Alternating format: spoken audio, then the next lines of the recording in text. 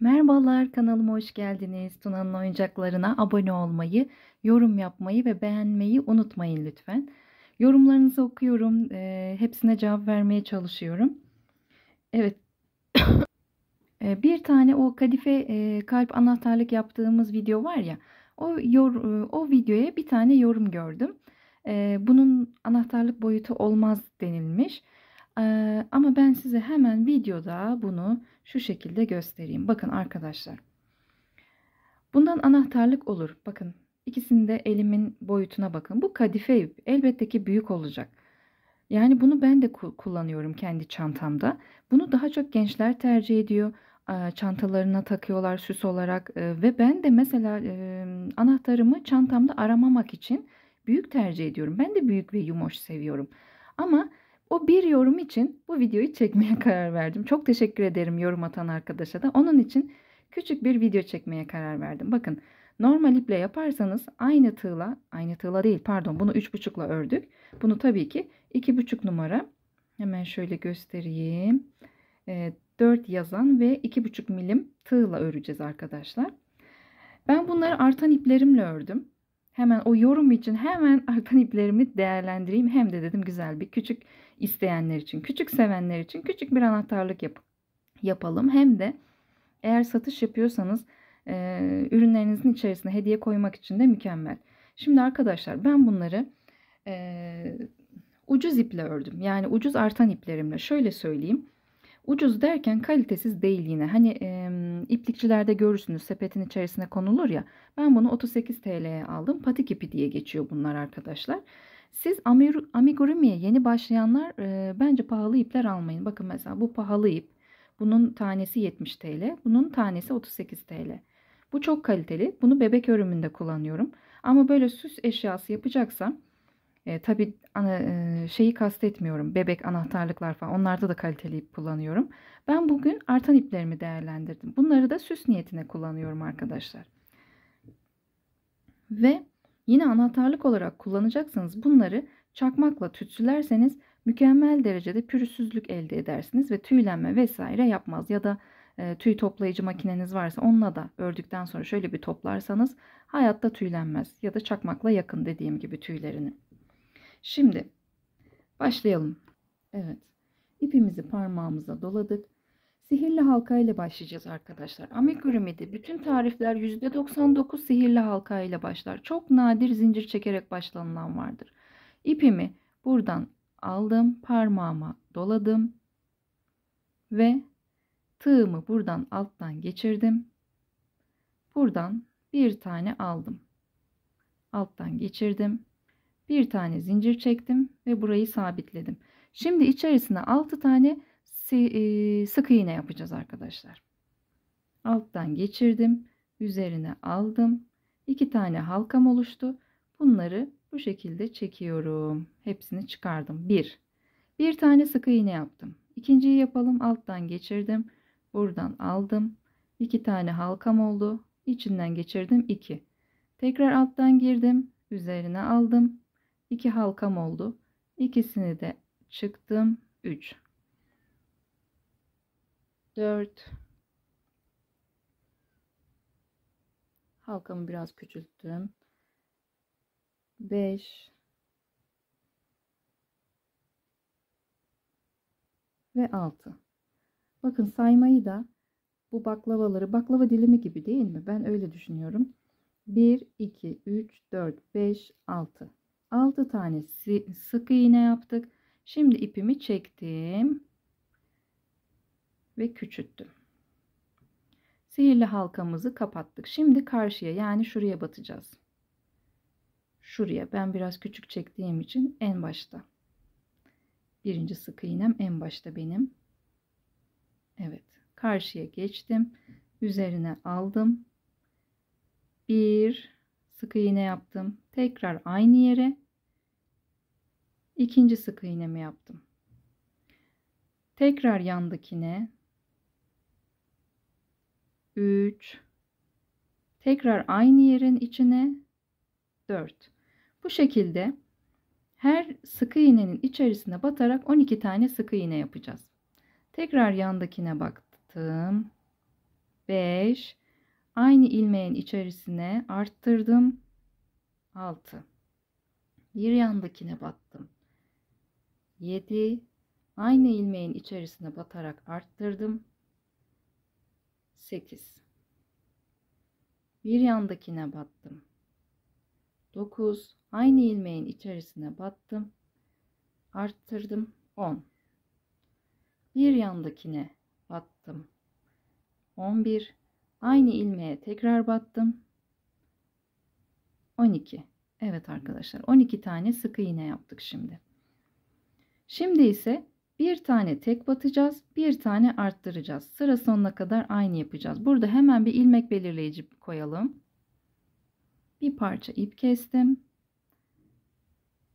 Hemen ipimin önüne, bunu da dolayalım. İpimin önüne bunu buraya gerdim.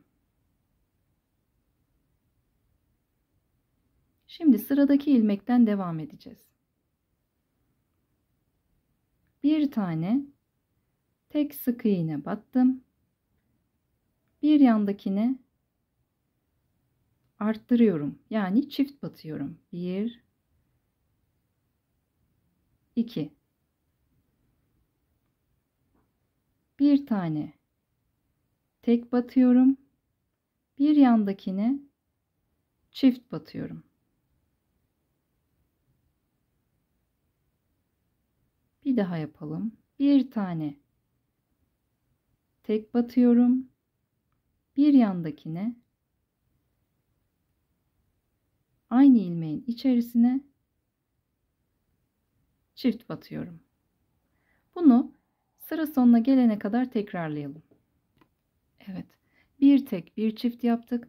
Bakın 1 2 3. sıradayız şimdi. 4. sırayı yapacağız. Düz öreceğiz arkadaşlar. Her ilmeğin içerisine bir tane sık iğne batarak sıra sonuna kadar geleceğiz. Başlayalım.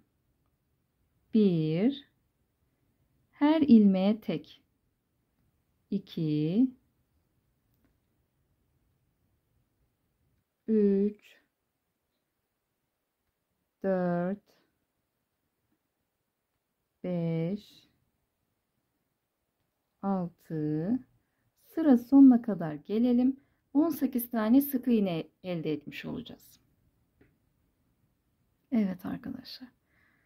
1 2 3 4. 4. sıramızı düz ördük. 5. sıramızı da yine düz örüyoruz. Yani 18 tane sık iğne batacağız sıra sonuna kadar. Haydi başlayalım. 1 2. Her ilmeğe tek batıyorum. 3 4 5 6 7 8. Evet, 17 18'i ilmek kaydırma ile yapacağım arkadaşlar. Net görünüyor mu? 18'i batıyorum, alıyorum. Buradan alıp hepsini geçmiyorum da bu ilmeğimi bu ilmekten kaydırıyorum. Buna ilmek kaydırma deniyor. Ve bir zincir çekiyorum. İpimi biraz uzun bıraktım. Makasımı bulamadım. Şununla keseyim. Kesiyoruz arkadaşlar. Evet. İlk parçamız hazır. Şimdi ikinci parçamızı da aynı şekilde örün, buluşalım. Evet arkadaşlar, ikinciyi de aynı şekilde yaptık. Bu sefer ipimizi kadife ipte olduğu gibi kesmiyoruz. 2 4 5. 5 sıramızı yaptık. En son 18 sık iğne yaptık burada olduğu gibi. Şimdi bakın, birleştirme yapacağız. Burada bu şekilde bunu tutuyorum. Şu son bitirdiğim noktadan bitirdiğim noktanın altına, buraya batıyorum. Bir tane alıyorum. Şimdi bir tane de bir yanındakinden alacağım. Yani eksilteceğim arkadaşlar. Bakın 3 tane halkam oldu. Hemen bunu çıkıyorum. Hepsini bir anda, üçünü de çıktım. Bir tane sık iğne elde ettim arkadaşlar. 1 2 3 4 18 olana kadar sıra sonunda buluşalım. Tek batacağız. 18 sık iğne. Buraya kadar gelelim. Beni bekleyin. Evet. 18 tane sık iğne. O da bunun tepe noktasına geldi. Bitirdiğimiz yerin tepe noktasına. 18 sık iğnemizi yaptıysak arkadaşlar şöyle bakın. Hemen karşıya şuraya batacağım. Anladınız mı? Hemen karşıya buradan aldım.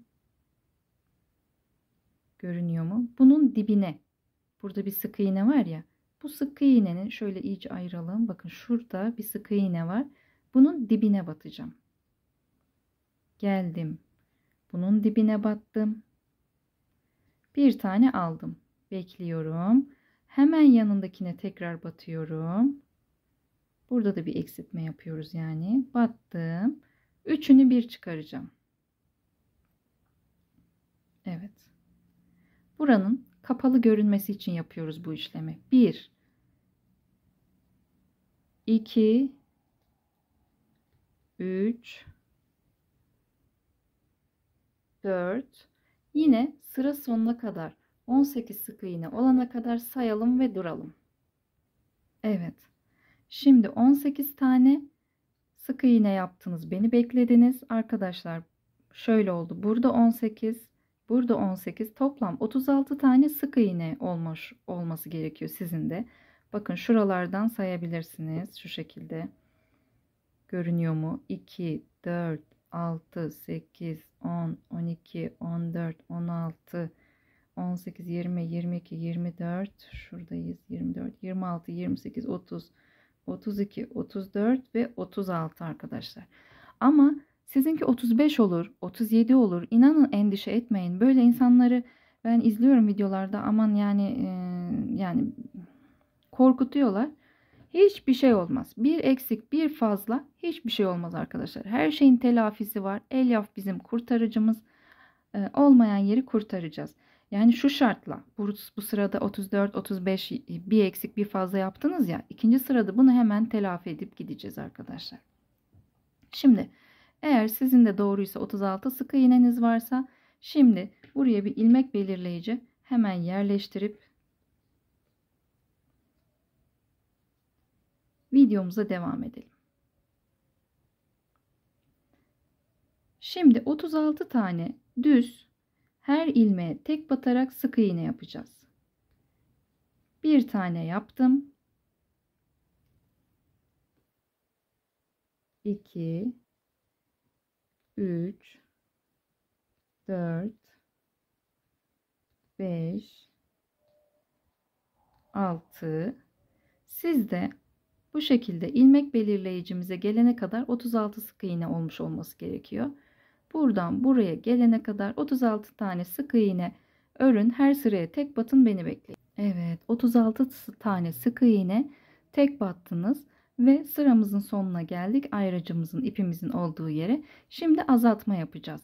4 sık iğne, bir azaltma yapacağız arkadaşlar. Birlikte yapalım. Hemen bir yandakine bir yandakine 2, bir yandakine 3, bir yandakine 4. 4 tane sık iğne yaptık. Azaltmaları ön ilmekten alıyorduk. Bu bir teknikti. Bu teknik bilgiyi unutmayın. Hadi birlikte bir tane ön ilmekten aldım. Bir tane daha ön ilmekten aldım. İkisini bir geçtim. Kalanını bu şekilde geçtim. Bir tane azaltma yapmış oldum arkadaşlar. Baştan gösterebilirim hemen. Dediğim gibi bu teknik bilgi. Bunu her yerde göstermiyorlar. Ücret karşılığında workshoplarda öğrenebileceğiniz bir bilgi. Hemen tekrar yapalım. Hani normalde azaltmayı şu şekilde yapıyorlar ya. Sonra buradan hepsini bir çıkarıyorsunuz. Böyle değil. Örgünüzün güzel görünmesi için, pürüzsüz görünmesi için bir teknik bu. Bakın. iki tane ilmek var ya. Ön ilmeklerden alıyoruz. Tekrar yapalım. Bir tane buradan aldım. Üzerine almadan hemen yanındakine geçtim. Bir tane de buradan aldım. Önce 2 tanesini çıkıyorum. Sonra da bir tanesini çıkıyorum. Bu şekilde örgünüzün ön yüzü pürsüz olacak. Bir tane azalttım. Devam edelim. 1 2 3, 4. Bir tane daha azaltalım hep birlikte. Ön ilmeklerden alalım. Bir tane aldım. Bir yandakinden de bir tane aldım. İkisini bir çıktım. Sonra kalan ikisini çıktım. Evet. 4 sık iğne bir azaltmayı şöyle göstereyim. Bu şekilde 4 sık iğne bir azalt, 4 sık iğne bir azalt, 4 sık iğne bir azalt, 4 sık iğne bir azalt yaparak buraya kadar gelelim arkadaşlar. Evet, son 4 sık iğne bir azaltmamızı da yaptık. İlmek belirleyicimizi hemen bir üste taşıyalım. Şimdi arkadaşlar azaltma yaptığımız için 30 tane sık iğne kaldı bu çevrede. Şimdi 30 tane sık iğneyi düz örelim. Her ilmeğe bir tane batalım. 1, 2, 3. Bu şekilde 30 olana kadar 30'da bekleyin beni. Geliyorum. Evet, 30 tane sık iğne düz yaptık. Şimdi tekrar azaltma işlemine geçiyoruz. Hemen ilmek belirleyicimi bir üste taşıdım. Şimdi ise 3 sık iğne bir azaltma yapacağız arkadaşlar. 3 tane düz örelim. 1, 2, 3. Şimdi bir tane azaltma yapacağız. Azaltmayı yine birlikte yapalım. Ön ilmeklerden aldım. İkisini bir çektim. İkisini bir çektim. Bu şekilde bir tane yaptım. 6 tane olana kadar devam edelim. Yani sıramızın bu kahverengi ipimizin olduğu yere gelene kadar 3 sık iğne bir azalt yapacağız. 3 sık iğne bir azalt, 3 sık iğne bir azalt, 3 sık iğne bir azalt, 3 sık iğne bir azalt yapıp bitirelim. Evet, 3 sık iğne yaptım. Bir sonuncu bir azaltmayı yine birlikte yapalım. Ön ilmekten aldım. Bir yanındakinin de ön ilmeğini aldım. İkisini bir çektim. Kalan ikisini de bir çektim. Sıramın sonuna geldim. Şimdi 3x bir azalt yaparak 24 tane sık iğnemiz kalmış oldu. Bu yüzden 24 tane sık iğneyi düz yapacağız. Bakın azaltmamı yaptım. Hemen yanına geçtim. 1, 2, 3. Bu şekilde ilmek belirleyicime gelene kadar 24 tane sık iğne yapıp beni bekleyin. Evet, 24 tane düz örüp 24 sık iğne elde ettik. Şimdi arkadaşlar ilmek belirleyicimizi hemen yine bir üste taşıyorum. Şimdi 2 sık iğne bir azalt yapacağız. Yine 6 kere tekrarlayacağız. Hemen yanımızdaki ilmeğe batarak başlayalım. 1, 2 tane tek battım. Hemen bir yanındakini azaltıyorum. Ön ilmeklerden alıyorum arkadaşlar. Evet, ön ilmekleri aldım. Sonra kalanını da bir çektim. Bu şekilde 2 sık iğne bir azaltı 6 tane olacak ve sıra sonuna gelecek şekilde tekrar edelim. 2 sık iğne bir azalt. Evet, 2 sık iğne bir azaltmamızı yaptık. Şu an 18 sık iğneye düştük. Şimdi hemen ilmek belirleyicimizi yine bir üste taşıdık. Bakın böyle. Hemen bir yandakine battım. 18 tane sık iğne yapalım arkadaşlar. 1, 2, 3, 4. Her ilmeğe tek batarak 18 sık iğne yapalım. Sıra sonunda buluşalım. Evet, 18 tane sık iğne yaptık. Şimdi elyafımızı alıp dolduralım. Şöyle ipinizi biraz uzun bırakın ki bunu da buraya saklayın, kaçmasın. İster tığla, ister parmağınızla bu şekilde dolduralım. Tepe noktalarını iyi dolduralım ki sönük durmasın. Elyafı bol koymaktan kaçınmayın. Sert de olmasın tabi. Fazla doldurup da. Hadi yine kalpler de önemli değildi. Bunlar bebeklerde çok önemli. Umarım sizinle bir gün bir bebek öreriz ve anlatırım. Evet, 18 tane sık iğnemiz kalmıştı hatırlarsanız. Şimdi 1x 1 azalt yapacağız. Bir sık iğne, bir azaltma. İsterseniz ilmek belirleyicimizi hemen üste taşıyalım.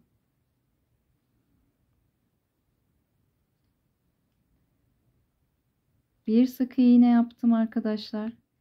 Artık sona geldiğim için zaten pürüzsüz bir dikiş elde ettim. Normal azaltma yapabiliriz. Ön ilmekler değil de normal azaltma yapalım şimdi. Girdim. Bir tane daha aldım. Üçünü bir çıktım. Bir tane tek battım. Bir tane normal azaltma yaptım. Bir tane aldım. Karşıya gittim. Yana gittim. Bir tane daha aldım. Üçünü bir çıktım. Bir tane tek battım. Bir tane azaltma yapıyorum. Bunu sıra sonuna kadar bir tek bir azalt tekrarlayalım. Evet. Bir sık iğne bir azalt yaptık. Şimdi artık iyice dolduralım. Kalan boşlukları da kapatın. Son doldurmamalarımızı da yapalım. Şimdi full azaltacağız. Yani 6 tane azaltmayı yan yana yapacağız. Artık ilmek belirleyicimizi çıkarıp atabiliriz. Buna ihtiyacımız yok.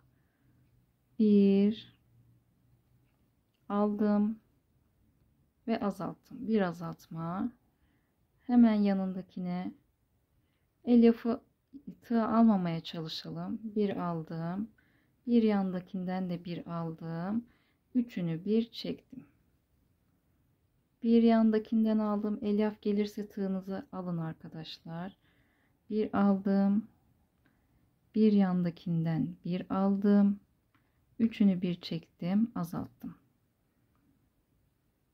Bir tane aldım. Bir yandakinden de bir tane aldım. Üçünü bir çektim. Azalttım.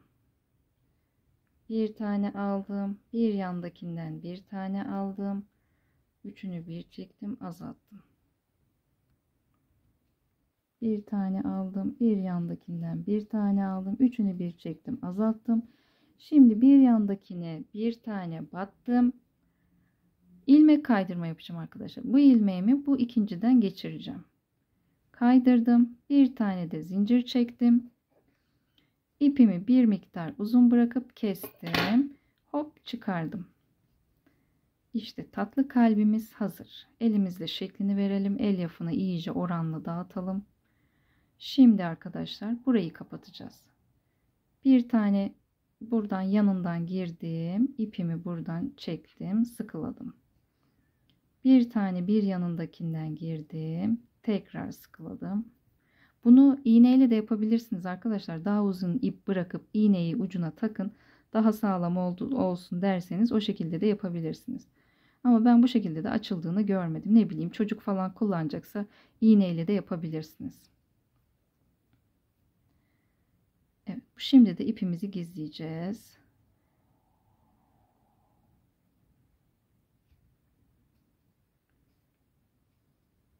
Bir tane daha gizleme yapalım. Aralardan, derelerden.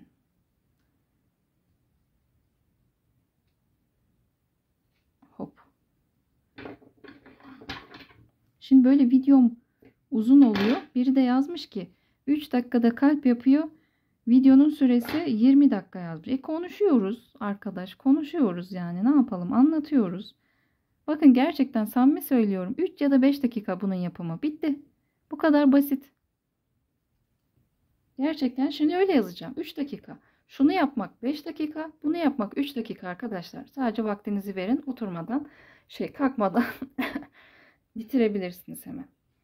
Beni izlediğiniz için çok teşekkür ederim. Bu tatlı minik kalpleri birlikte yapmama izin verdiğiniz için teşekkür ederim. Bakın bu anahtarlık uçları da satılıyor tuhafiyelerde. Bunu alıyorsunuz. Bunun bir tane ucu daha var. Bende kalmış mı bakayım. Şunu da buraya takıyorsunuz. Kadife ip de gösterdim herhalde. Buradan geçiriyorsunuz penseyle. Buyurun size anahtarlık. Güle güle kullanın. Lütfen kanalıma abone olmayı, yorum yapmayı, beğenilerinizi eksik etmeyin. Sizleri seviyorum. Görüşürüz.